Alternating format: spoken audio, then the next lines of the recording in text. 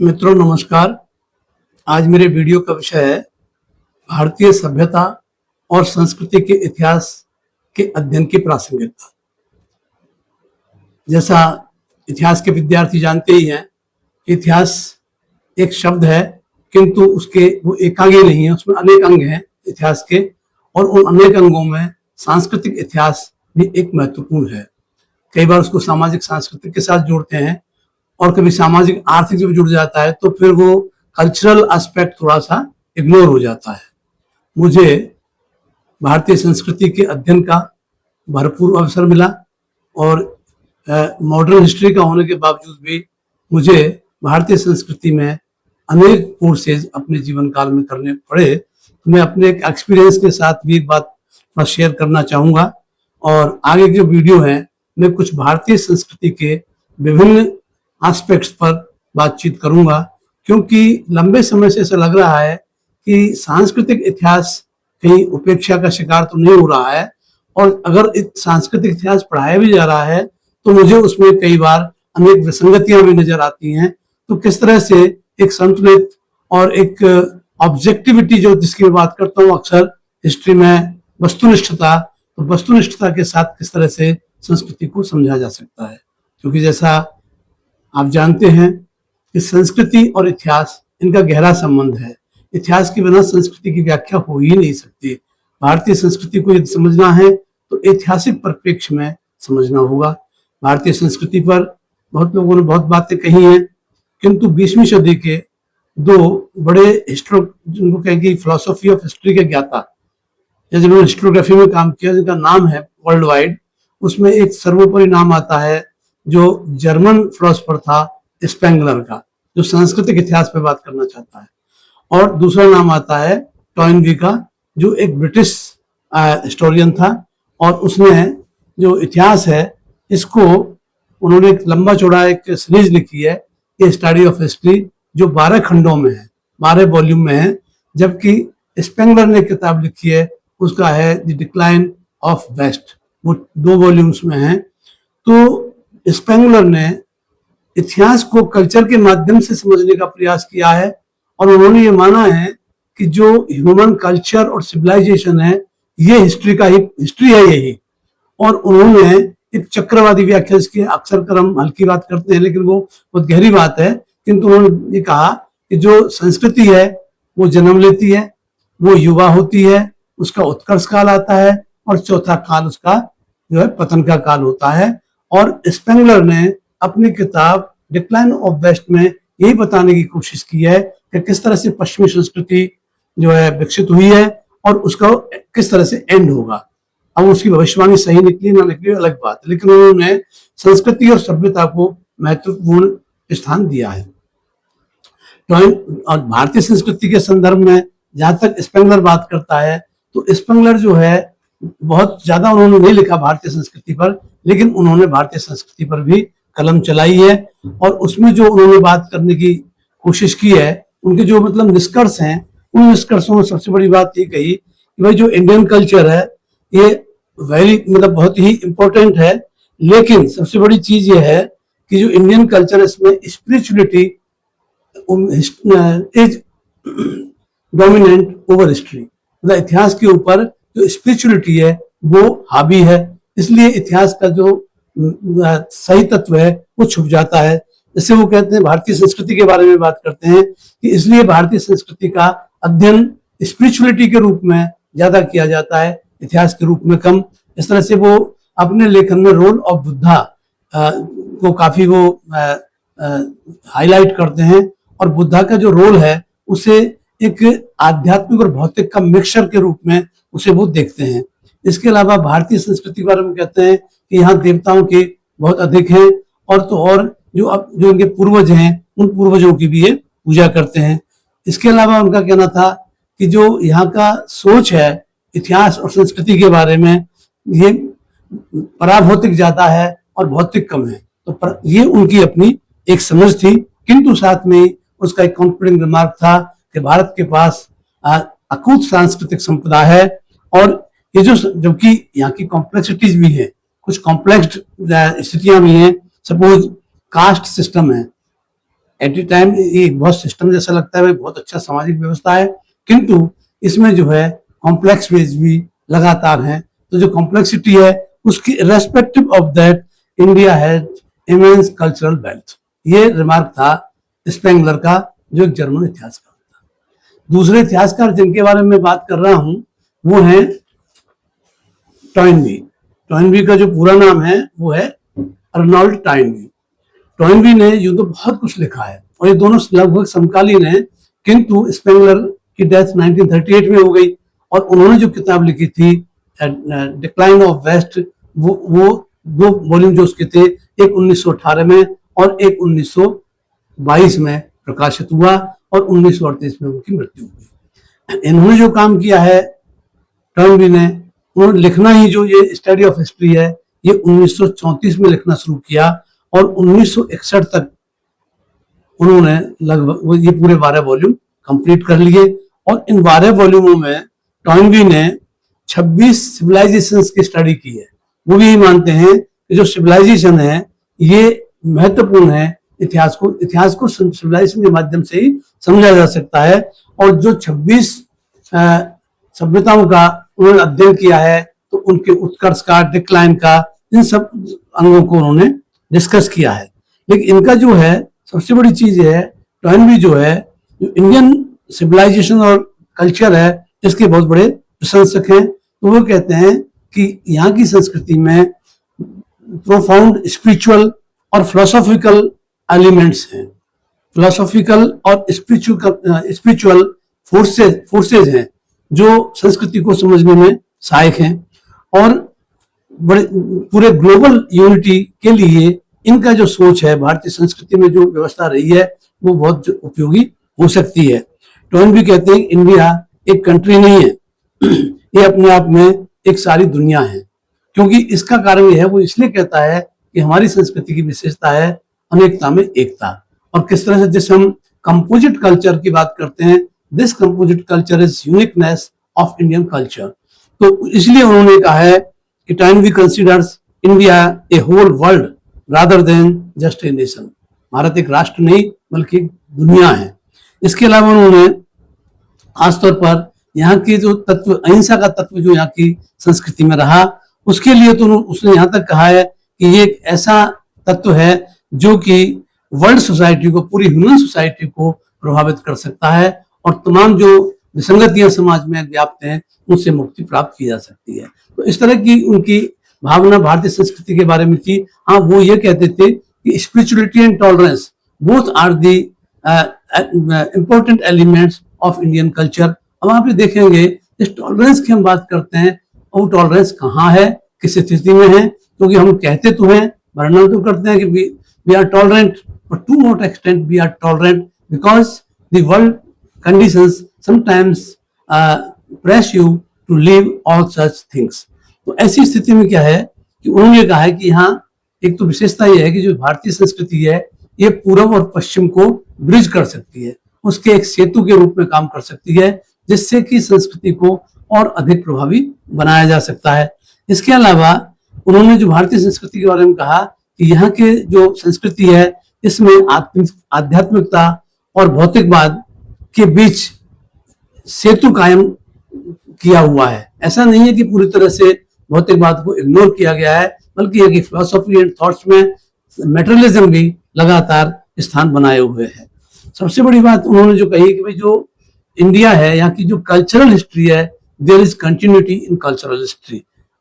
अनेक राजनीतिक हस्तक्षेप भी हुए, किंतु राजनीतिक हस्तक्षेप के बाद भी यहाँ की जो मुख्य संस्कृति है वो आगे बढ़ती रही। इस विषय पर कार्ल मार्क्स ने भी लिखा है कि यहाँ मुगल आए, पठान आए, तातार आए, तुर्क आए, जो भी उन्होंने लंबा चौड़ा लिखा, ये आए, वो कभी जो यहाँ की संस्कृति थी उसको वो डिस्टर्ब नहीं कर पाए। देवर दी ओनली ब्रिटिश जिन्होंने भारतीय संस्कृति को डिस्टर्ब किया। इस पर मैं आगे के वीडियोज में बात करूंगा। अभी मैं समझना चाह रहा हूँ कि किस तरह से टॉयनबी, जो कि मॉडर्न काल का बहुचर्चित इतिहासकार है, ब्रिटिश इतिहासकार है, और उसकी भारतीय संस्कृति के बारे में क्या सोच है, मैं उसके ऊपर खास तौर पर बात करते हुए अपनी बात कहना चाह रहा हूँ कि क्यों भारतीय संस्कृति का अध्ययन जरूरी है। मैं यहाँ फिर एक बीच में अपनी बात करूं, अध्ययन क्यों जरूरी है। जैसे मैं एक चीज देख रहा हूँ, सामान्य तौर पर उच्च शिक्षा में, सिविल सर्विसेज में और अनेक एडमिनिस्ट्रेटिव सर्विसेज में जब साक्षात्कार होते हैं तो भारतीय संस्कृति पर सवाल पूछे जाते हैं, और सिलेबस में भी है वो, लेकिन सिलेबस में प्रमुखता अन्य टॉपिकों की है तो लोग इसे चॉइस में छोड़ देते हैं। और जब सांस्कृतिक मुद्दों पर बात करने लगे तो विषय के ज्ञाता भी और जनरल भी लोग उससे जो है लड़खड़ा जाते हैं, समझ नहीं आता है क्या जवाब दें। तो मेरा कहना यह है कि एक तो वो विद्यार्थी जिन्हें आगे इंटरव्यू देने या जो इंटरव्यू दे रहे हैं वो संस्कृति को जरूर देखें, और खास तौर पर जो भारतीय संस्कृति की विशेषताएं उनको तो कम से कम याद कर ही लें। तो दूसरी बात वो कहते हैं कि हिस्टोरिकल कंटिन्यूटी जबरदस्त है इर्रेस्पेक्टिव ऑफ पॉलिटिकल इंटरफेरेंसेस। इसके अलावा वो कहते हैं कि यहाँ के जो लोग हैं वे बदले की भावना से युक्त नहीं है, मतलब ना कोई शिकायत करते हैं और दुश्मनी भी नहीं निभाते हैं। उन्होंने वो लिखता है वो खुद ही कि Indians not holding grudges against farmer oppressors British and Muslims, ये यही शब्द का उपयोग उसने किया है कि अपने जो फॉर्मर ऑपरेसर हैं, जो सताने वाले हैं, उनका भी उन्होंने उनसे भी उन्होंने कोई वैर नहीं किया। तो उन्होंने कहा कि भाई जो इंडिया है एक जस्ट एंशिएंट संस्कृति नहीं है, बल्कि ये लिविंग फोर्स है और दुनिया के पीसफुल लाइफ का फ्यूचर हो सकता है। तो इतनी बातें स्पेंगलर और टाइलवी ने भारतीय संस्कृति के बारे में कही। तो मैं ये कहना चाह रहा हूं कि एक समय मैं अपना एक्सपीरियंस शेयर करना चाहता हूं कि मैंने सबसे पहले भारतीय सभ्यता संस्कृति का इतिहास कब पढ़ा। तो जब मैं बीए के हायर सेकेंडरी पास करके प्रथम वर्ष में कॉलेज में एडमिशन लिया तो कॉलेज में 3 ऐच्छिक विषय होते थे जो आपके अपनी फैकल्टी के कोई विषय हो सकते हैं, और 3 कंपलसरी विषय होते थे जिनमें एक इंग्लिश, एक हिंदी और एक हुआ करता था HICC, जिसका मतलब था history of Indian civilisation culture. और ये उस समय की बात है जब राजस्थान में पूरे इतने बड़े प्रांत में केवल एक विश्वविद्यालय ही एफिलिएटिंग यूनिवर्सिटी था, वो था यूनिवर्सिटी ऑफ राजस्थान जयपुर में स्थित। पूरे राजस्थान के कॉलेज इसी के साथ एफिलिएटेड थे। और HICC जो सब्जेक्ट था ये फर्स्ट ईयर में ये सभी संकायों के छात्रों के लिए अनिवार्य था, विज्ञान, वाणिज्य और कला, यही नाम दिए जाते थे उन फैकल्टीज को। इन तीनों फैकल्टीज के लिए कंपल्सरी था। और इसके जो अंक हैं वो तो इंग्लिश, हिंदी, इन तीनों के सब्जेक्ट के अंक डिवीजन में या श्रेणी में नहीं जुड़ते थे, बल्कि ये पासिंग मार्क्स में लाना जरूरी होता था। एटलीस्ट 36% आपको स्कोर करना है, नहीं तो आपका डिग्री रुक जाएगी।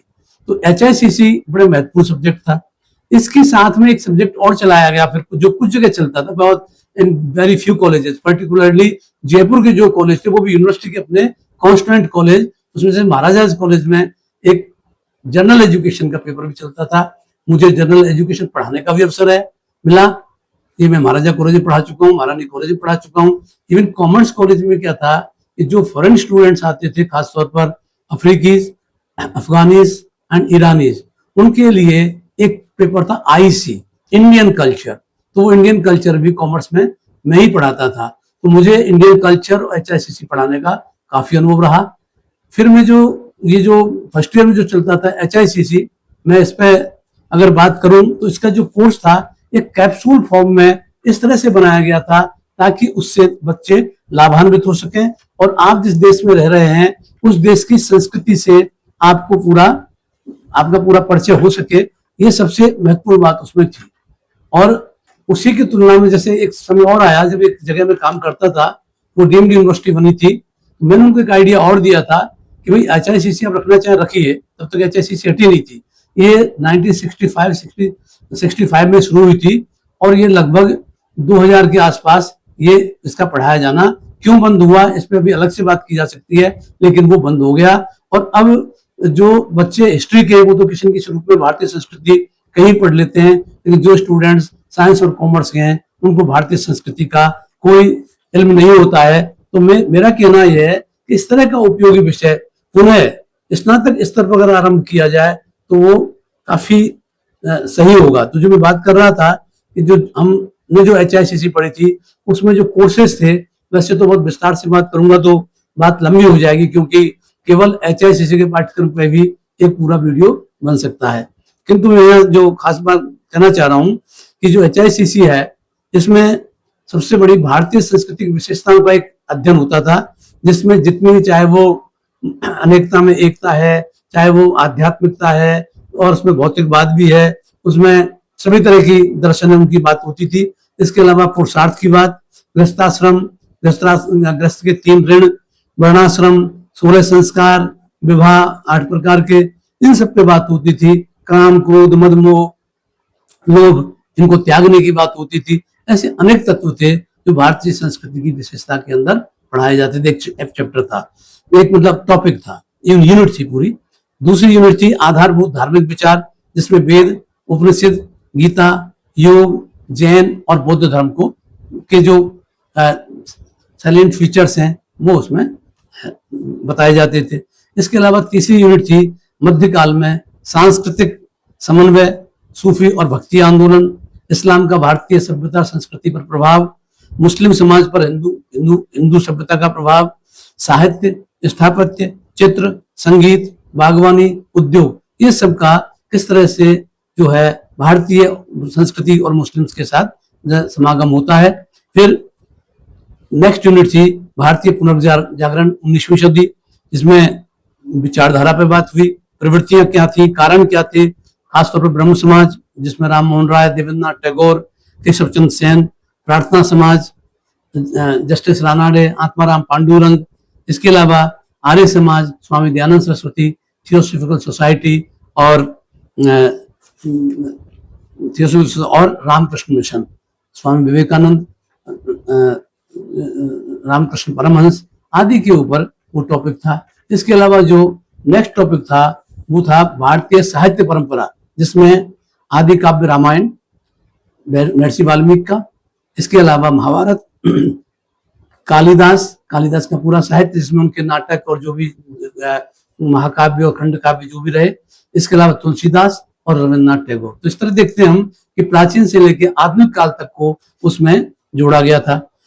एक नेक्स्ट टॉपिक था राष्ट्रीय आंदोलन में तिलक और गांधी का योगदान, क्योंकि जो भारत का जो राष्ट्रीय आंदोलन है वो सांस्कृतिक जागरण, सांस्कृतिक चेतना और सांस्कृतिक आंदोलन के साथ साथ विकसित हुआ। बहुत बड़ी प्रेरणा ली, क्योंकि राष्ट्रवाद और आगे राष्ट्रवाद के विकास के साथ जब आजादी की लड़ाई शुरू होती है तो उसमें इन सांस्कृतिक तत्वों का भी योगदान रहा है। इसके अलावा महात्मा गांधी की विचारधारा पर पूरा एक यूनिट थी, और लास्ट में था जवाहरलाल नेहरू की विचारधारा, उनके कार्य राष्ट्रीय और अंतरराष्ट्रीय स्तर पर। तो इन सब को लेकर के एक कोर्स था। मैं कई बार सोचता हूँ कि भारतीय संस्कृति पर क्यों नहीं इस तरह का पाठ्यक्रम अब अनिवार्य तौर पर पढ़ने के लिए आरंभ किया जाए, ताकि उसकी तैयारी के लिए विद्यार्थियों को एक बैकग्राउंड मिल जाए। जरूरी नहीं वो जो पढ़ लेगा फर्स्ट ईयर में वो जीवन भर काम आएगी। और दूसरा ये है कि आप जहाँ रह रहे हैं वहां की संस्कृति से आप पूर्णतः परिचित हों, और उस संस्कृति के नाम पर ऐसा ना हो कि आपको मिसगाइड किया जाए। तो हमारा जो एक इतिहासकार का उद्देश्य है कि भारतीय संस्कृति को सही ऐतिहासिक परिप्रेक्ष्य में अलॉन्ग विद ऑब्जेक्टिविटी प्रस्तुत किया जाए, बिना किसी उसमें इधर से उधर किए। तो इस उद्देश्य से आज मैंने ये वीडियो बनाया है। तो मेरा समझ ये है कि भारतीय सभ्यता और संस्कृति के इतिहास का अध्ययन किया जाए। अब अगले जो मैं अपने वीडियो बनाऊंगा उसमें भारतीय संस्कृति के विभिन्न आयामों पर हम अलग अलग से बातचीत करेंगे। आज बैकग्राउंड के तौर पे यह है, क्योंकि जो मैं आपको अभी बताना जो जितना उचित समझता हूँ, वैसे तो ब्रह्म समाज से जो शुरू हुआ 19वीं सदी का पुनर्जागरण, इसमें सांस्कृतिक, दार्शनिक, आध्यात्मिक तत्व ही प्रमुख रहा है और इनकी बड़ी प्रभावी भूमिका रही है। आज चाहे उसको हम नकारें, किंतु भारत के राष्ट्रवाद के उदय में इनके योगदान को भूल नहीं सकते। सबसे बड़ी बात जो मैं कहना चाह रहा हूँ कि हम लोग हमेशा कहते हैं वेस्ट वाले हम पे बात करते हैं, हमारे ऊपर एक इतिहासकार ने बात की, इसकी मैं अगली वीडियो में बताऊंगा। एक नाम सुना होगा आपने, रोमेश चंद्र दत्त, जो आरसी दत्त के नाम से economic history of modern India उन्होंने लिखी, किंतु उनके जो ग्रंथ हैं जो प्राचीन इतिहास पर लिखे वो और भी अधिक महत्वपूर्ण हैं। और वो पहले व्यक्ति हैं जिन्होंने 1891 में एक किताब लिखी, history of civilisation in ancient India, और इसमें सिंधु घाटी की सभ्यता नहीं है, क्योंकि 1891 तक सिंधु घाटी की सभ्यता का पता ही नहीं चला था। उसका जो पता चला है वो 1919-20 में जाकर के पता चला है। तो इस तरह से वो जो उमेश चंद्र दत्त हैं, उनकी किताब बहुत महत्वपूर्ण किताब है। मैं उस किताब पर भी वीडियो बनाऊंगा। तो इस तरह से भारतीय संस्कृति एक महत्वपूर्ण अध्ययन का क्षेत्र हो सकता है। हो सकता है कि बढ़ती हुई व्यस्तता और भौतिकवाद में ज्ञान के प्रति और सीखने के प्रति उदासीनता बढ़ रही हो, किंतु हम एक ह्यूमन सोसाइटी है और बिना नॉलेज के ह्यूमन सोसाइटी जो है वो ह्यूमन सोसाइटी नहीं हो सकती। तो इसी दृष्टि से आज मैंने भारतीय सभ्यता और संस्कृति की जैसे विशेषताओं और इन सब पे मैं एक एक करके बात करूंगा कि क्या इसकी विशेषताएं रही हैं और क्या क्या परंपराएं रही हैं, इन सब के बारे में, और कहाँ कहाँ कैसे कैसे अध्ययन होते हैं पूरे भारत में। ऐसा नहीं कि ये मैं कह रहा हूँ अभी शुरू होंगे, ये पहले से हो रहे हैं, अनेक रूप में इसके। क्योंकि ज्यादातर जगह संस्कृति के नाम पर प्राचीन भारतीय संस्कृति को पढ़ाकर इत्सरी कर ली जाती है, लेकिन प्राचीन भारतीय इतिहास संस्कृति को पढ़ने से कंप्लीट भारतीय संस्कृति का ज्ञान नहीं होता, क्योंकि मध्यकाल और आधुनिक काल में जो उसमें ऐड हुई हैं चीजें, उनसे आप वंचित रह जाएंगे। तो उसको कॉम्पैक्ट रूप में जितना कि हमारी मेमोरी है, जहां से हम शुरू करते हैं और आगे तक हम उसको लाएं। तो मित्रों, ये वीडियो कैसा लगा, इस पर अपनी राय जरूर दें। वैसे मैं आप निरंतर जब कभी जैसे भी कोई बात होती है मैं वीडियो बनाता हूँ, लेकिन कभी कभी गैप हो जाता है। तो मित्रों, मैं फिर आपसे इस वीडियो के अंत में कहूँगा कि यदि आपने अभी तक मेरा ये चैनल सब्सक्राइब ना किया हो तो सब्सक्राइब करें, और अपने मित्रों, अपने और भी जो सहयोगी हैं और कलीग्स हैं, उन सबको भी इसे सब्सक्राइब करने के लिए सबको प्रेरित करें, ताकि थोड़ा सा उत्साहवर्धन होता रहे। नमस्कार, जय हिंद।